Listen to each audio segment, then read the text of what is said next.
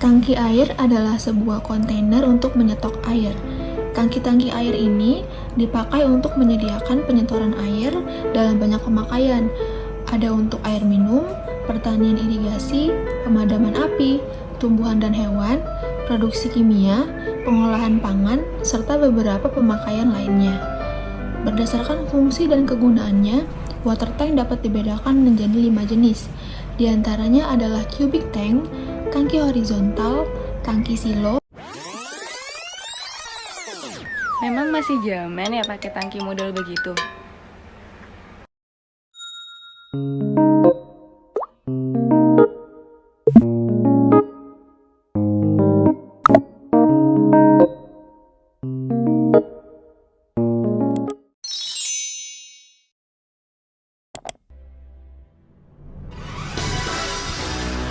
Ya, perkenalkan nama saya Muhammad Akbar Jardu. Perkenalkan, nama saya Muhammad Iqbal Damara. Hai, perkenalkan nama saya Nur Damayanti. Perkenalkan, saya Anissa Herlian. Halo teman-teman semua, saya Adelia Putri Alma. Perkenalkan, saya Salsabila Regina Mayanti.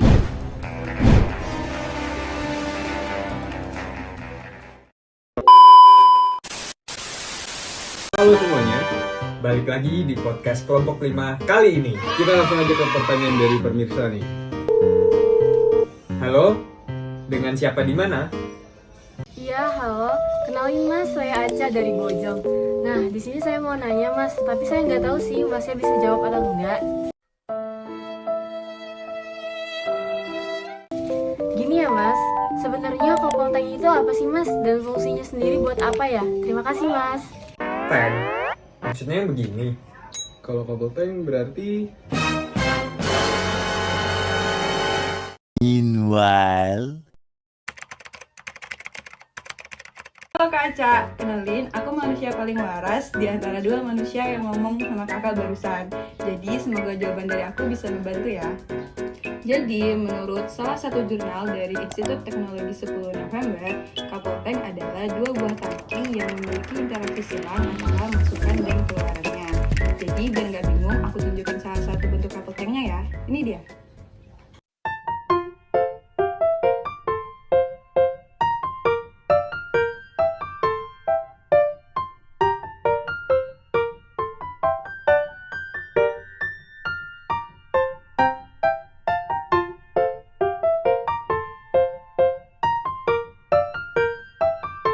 Umumnya, couple tank ini banyak digunakan dalam bidang industri untuk memudahkan pengendalian aliran dan laju air. Jadi, bisa meminimalisir kelebihan ataupun kekurangan dalam tangki tersebut. sungguh jawabannya sangat super sekali ya. Begitu ya Kak Aca, semoga jawabannya dapat bermanfaat. Next, kita lanjut ke pertanyaan selanjutnya. Iya, halo Mas Iqbal dan Mas Akbar. Di sini saya mau nanya seputar couple tank lagi, boleh ya? Nah, untuk cara kerjanya sendiri itu bagaimana ya, Mas? Terima kasih. Couple tank tersusun dari dua buah tangki yang dihubungkan oleh pipa atau lubang saluran. Berfungsi untuk mengatur level atau ketinggian air pada suatu tangki sesuai dengan yang dibutuhkan. Pada desain tangki ini, kedua tangki dihubungkan oleh pipa Q03. Level cairan pada tangki pertama disebut H1 dan H2 adalah level tangki kedua. Ada 3 kemungkinan situasi pada pengaturan level cairan ini. Situasi pertama, di saat input kontrol adalah flow Q1 dan Q2, kemudian pipa Q03 dalam posisi terbuka. Situasi kedua, di saat input kontrol adalah flow Q1 dan Q2 dalam keadaan tertutup, kemudian pipa Q03 dalam posisi terbuka. Situasi ketiga, di saat input kontrol adalah flow Q2 dan Q1 dalam keadaan tertutup, kemudian pipa Q03 dalam keadaan terbuka. Pada ketiga situasi tersebut, fluida berlebih akan keluar melalui output Q01 dan Q02. Semoga jawabannya dapat dimengerti ya, Kak.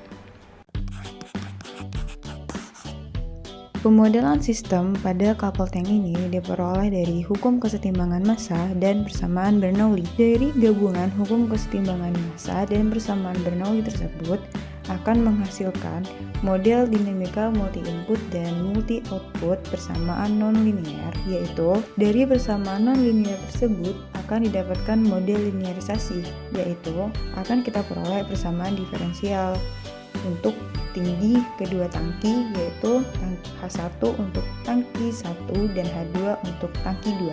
Mengubah persamaan diferensial tersebut ke dalam bentuk Laplace. Dapatkan model persamaan Laplace sebagai berikut. Mensubstitusikan persamaan A yang didapat dari bentuk Laplace dan persamaan B, maka didapatkan yaitu setelah dilakukan substitusi persamaan A dan persamaan B, maka didapatkan transfer fungsinya sebagai berikut. Baik, di sini saya akan menjelaskan diagram blok simulasi couple tank dimulai dengan step sebagai inputan dan kemudian dilanjutkan dengan transfer function awal yang kemudian melewati zero order untuk diubahnya sinyal waktu diskrit menjadi sinyal waktu kontinu dengan menahan setiap nilai sampel untuk satu interval sampel. Setelah melewati zero order, kemudian masuk ke dalam subsistem yang merupakan rancangan output yang diinginkan. Kemudian setelah melalui subsistem tersebut, melalui transfer function akhir sehingga hasil yang didapat nantinya sesuai dengan persamaan dan parameter yang telah ditentukan. Baik. Simulasi yang pertama adalah respon open valve TO3. Pada tangki 1, bentuk respon yang didapat adalah critically damped dengan rise time 21,596 second. Respon tidak mengalami overshoot dan mendekati hasil yang diharapkan dengan respon yang cepat. Namun masih terdapat disturbance sebab sistem yang dibuat tanpa adanya decoupling, di mana fungsi decoupling adalah untuk mengkompensasi interaksi proses yang tidak diinginkan pada tangki.